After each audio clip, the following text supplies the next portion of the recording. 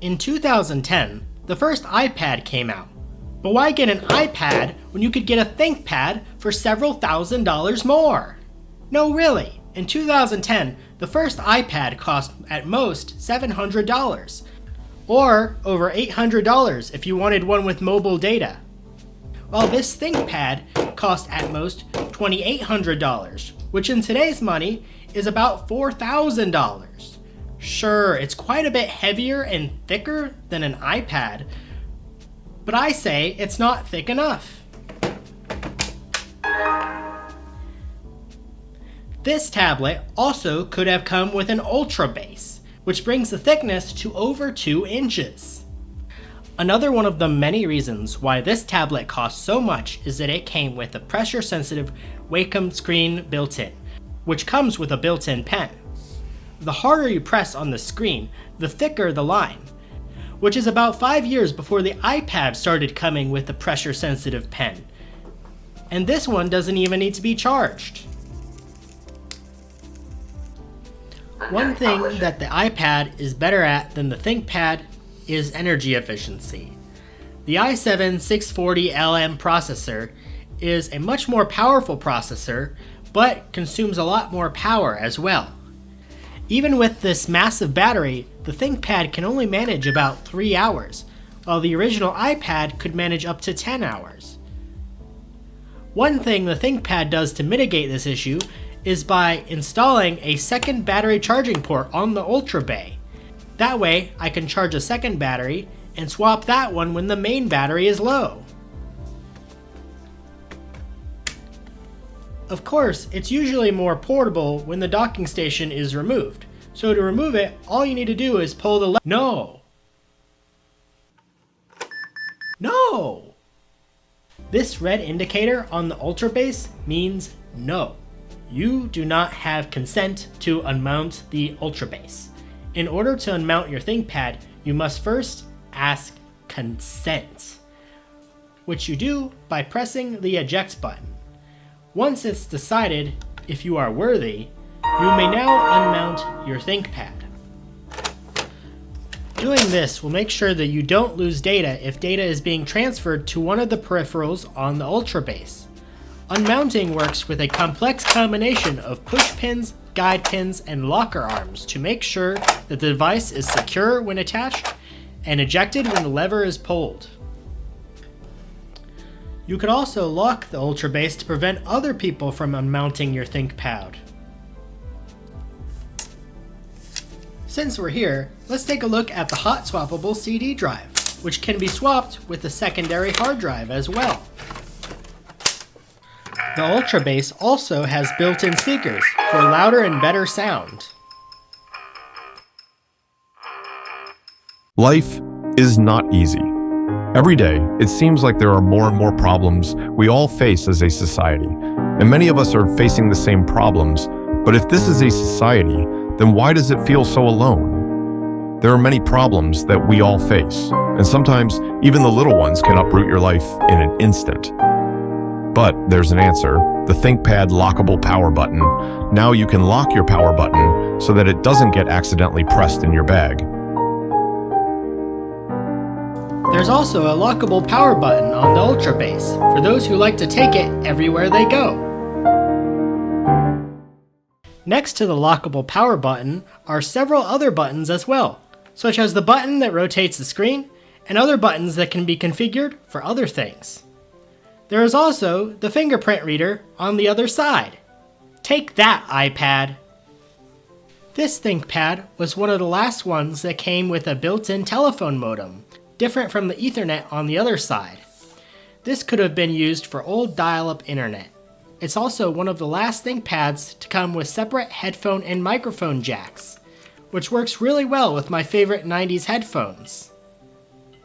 It could also have worked with Bluetooth headphones. But the built-in Bluetooth is the one thing I could not get working with Windows. That's okay, because I got one of these, which allows me to write text and use my tablet as a cell phone.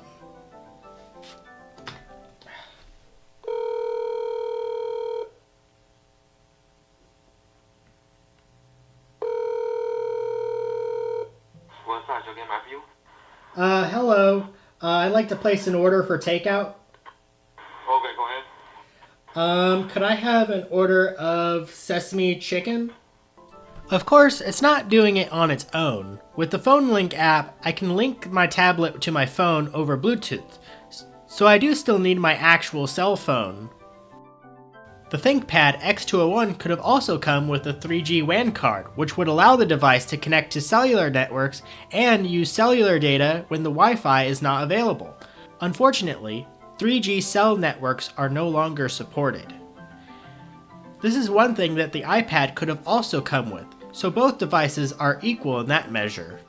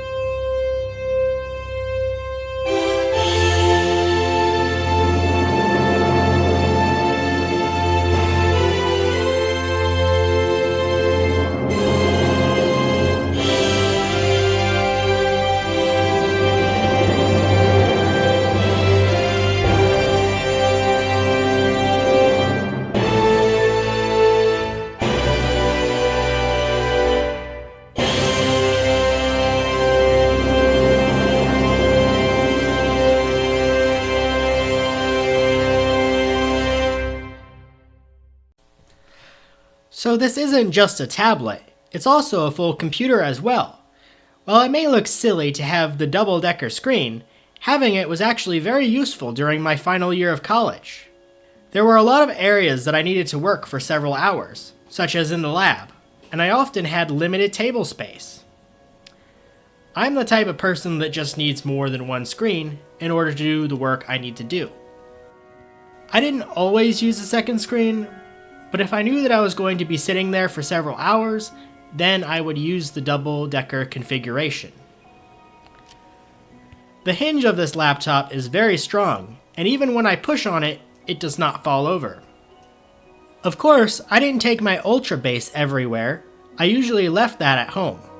You might think that it would be a pain to have to disassemble my setup every time I have to move, but even with the double-decker screen, I could carry around the computer one-handed. Often if I needed to go to a different room or ask a professor a quick question.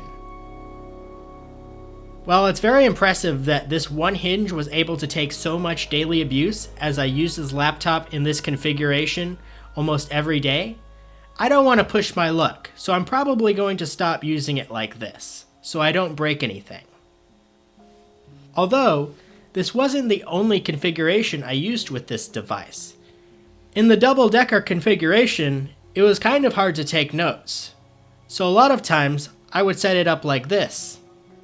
I had a combination of online lectures and in-person lectures, and for most of my classes, all of my homework needed to be submitted online. Many people just did their work on paper and had to scan it in at the library. Some other people used a newer iPad with a pen. I used my ThinkPad and didn't need any paper that year. Also, that was the first year that they had a buffet, and there were no rules saying that you couldn't enter the buffet for lunch and then stay until dinner, so I did a lot of my work at the buffet. As for the price of this device, I did not buy it when it was new. In fact, I didn't buy it at all. During the summer of that year, the university had purchased new computers at my school. They were also cleaning a bunch of old 90s desktops as well. And so there was a pile of old computer equipment in the middle of the hallway. Of course, I asked the professor what was going on with it and if any of it was for sale. He said that it was all trash and I could have anything in that pile I wanted. Just to be sure, I asked if I could take the ThinkPad that was in that pile. He chuckled and he said, "Good luck." I also made sure to ask another professor just to be sure. When I got the device, it wasn't perfect. It had a dead battery, and also it would overheat, which I ended up fixing by redoing the thermal paste. It also only had 4 GB of RAM, which I immediately upgraded to 8 GB. Also, it already had a 250GB Crucial SSD, which I ended up installing Windows 11 on. Yes, I know Windows 11 is quite bloated, and this is not Tiny 11, this is the full version of Windows 11 Home. I know it would run quicker on Linux, but for the applications I was using it for, there were several things I was not able to get working on Linux. Overall, I still think it runs Windows 11 at least decent enough for me. Oh yeah, also, this ThinkPad has a built-in aqueduct system for water. The keyboard has a flow that channels water down 3 separate drain holes at the bottom. Then, the UltraBase can take the water from these holes and channel them back into the center hole. The ancient Romans would be jealous of ductwork like this. They probably had iPads. That's it for this video. I hope you enjoyed. Consider leaving a like and subscribe if you want more content like this.